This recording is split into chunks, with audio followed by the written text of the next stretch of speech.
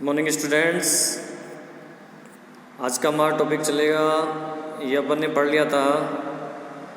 Next विस्तृतों गहन गुण भी पढ़ लिए, कैलोरीमिति पढ़ लिया, अभिक्रिया एंथैल्पी के प्रकार पढ़ लिए, प्रभावित करने वाले फैक्टर, ऊष्मा रसायन के नियम पढ़े थे पिछले पार्ट में। हैस का नियम, दहनत की एंथैल्पी, कणन एंथैल्पी, चालक एंथैल्पी के बारे में बात की थी।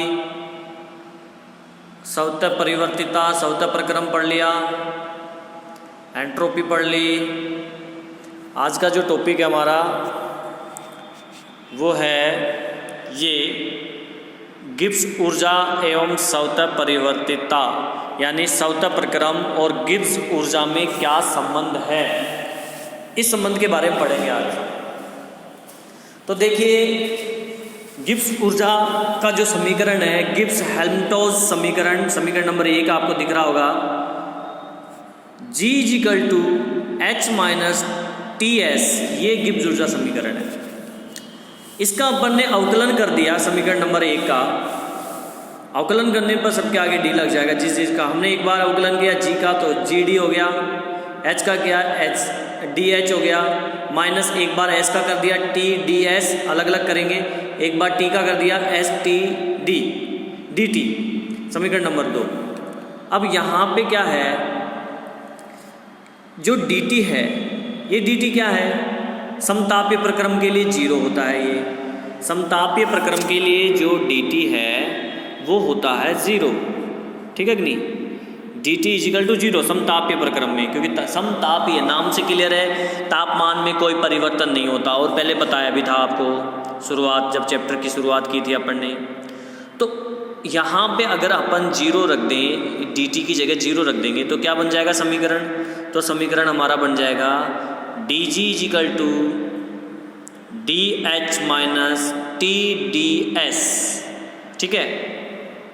अब इसका अपन समाकलन करेंगे G1 से G2 की फॉर्म में, G1 से G2, ठीक है कि नहीं। ऐसे ही H1 से H2 के लिए lower limit to upper limit, lower limit to upper limit, ठीक है ना। S1 से S2 के लिए lower limit to upper limit. तो यहाँ पे समाकलन किया, आप देखिए यहाँ पे समाकलन, इसमें ये देखिए समाकलन किया अपन ने इसका।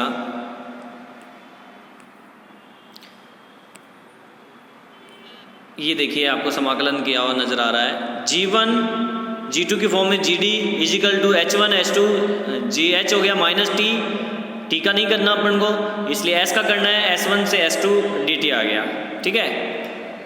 अब नेक्स्ट जब अपन ने इसका समाकलन किया तो समाकलन के अंदर अपन ने इसको हम ये लिख सकते हैं, G1 से G2 की फॉर्म है तो G2 - G1, यह आ जाएगा S2 - H1, यह आ जाएगा T2 - S2 - S1, ठीक है ना। तो समीकरण हमारा फाइनली क्या बन जाएगा, ये बन जाएगा ΔG = ΔH - TΔS, गिब्स ऊर्जा समीकरण, जो पहले भी अपन ने इसमें यूज किया है पिछले वीडियोज़ में एक टॉपिक में, ठीक है। अब किसी भी निकाय में उपयोगी कार्य हेतु जो उपलब्ध कार्य है, उस निकाय की गिब्स ऊर्जा या मुक्त ऊर्जा कहा जाता है। गिब्स ऊर्जा किसे कहते हैं कि कोई भी जो निकाय है, उस निकाय के अंदर उपयोगी कार्य हेतु जो ऊर्जा उपलब्ध है, इस उपलब्ध ऊर्जा को गिब्स ऊर्जा या मुक्त ऊर्जा कहते हैं। अब इसमें है ΔG का मान नेगेटिव है तो सवत प्रक्रम होगा, अगर ΔG का मान पॉजिटिव है तो असवत होगा। ΔG अगर 0 है तो साम्य अवस्था में होगा प्रक्रम। ΔH पॉजिटिव, ΔS नेगेटिव, अगर ये पॉजिटिव है ये नेगेटिव है तो ΔG हमेशा क्या होगा, पॉजिटिव होगा, यानी सवत नहीं होगा, ठीक है कि नहीं। और अगर ये दोनों इक्वल हैं, ΔH = TΔS, तो ΔG क्या हो जाएगा, 0 हो जाएगा, तब भी प्रक्रम जो है सवत नहीं होगा। आगे बात समझें, आगे देखिए, गिब्स ऊर्जा परिवर्तन और साम्य अवस्था। अगर अभिक्रिया के लिए ΔG नेगेटिव होता है, प्रतीप अभिक्रिया के लिए पॉजिटिव होता है, साम्य के लिए ये 0 होता है। तो मानक अवस्था के अंदर अगर देखें तो ΔG = ΔG0, नोट लग गया, मतलब ये मानक अवस्था प्रारंभिक है, मानक अवस्था लग गई। यहाँ पे मानक अवस्था के अंदर बात हो रही है डी की। RT-ln-K एक समीकरण होता है, ठीक है। अब यहाँ पे अगर हम इस समीकरण में डेल जी नोट की जगह 0 रख दें, सॉरी इसकी जगह रख दें जी की जगह डेल जी, क्यों? क्योंकि साम्य अवस्था के अंदर डेल जी जो है वो 0 होता है, इसलिए साम्य अवस्था में हमने यहाँ पे 0 रखा, इस जगह पे 0 रखा, तो फाइनली यही बचेगा।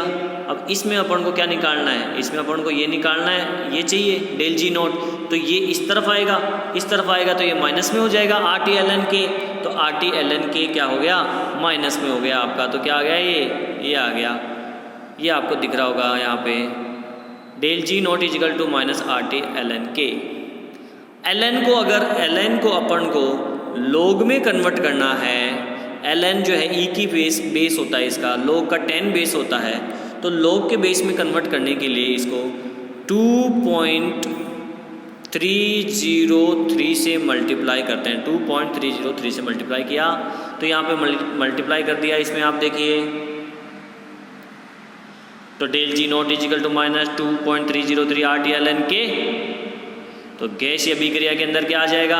K की जगह हम लिख देंगे Kp, क्योंकि प्रेशर के अनुसार वहाँ पे कैलकुलेशन किया जाता है, इसलिए K की जगह हमने कर दिया Kp।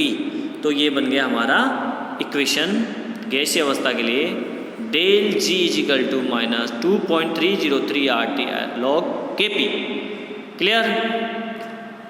ये चैप्टर कंप्लीट हुआ अब आपका, ठीक है। नेक्स्ट वीडियो में हम नए चैप्टर के साथ शुरुआत करेंगे।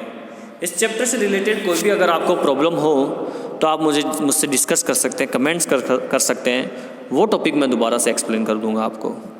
ठीक है स्टूडेंट्स, टेक केयर।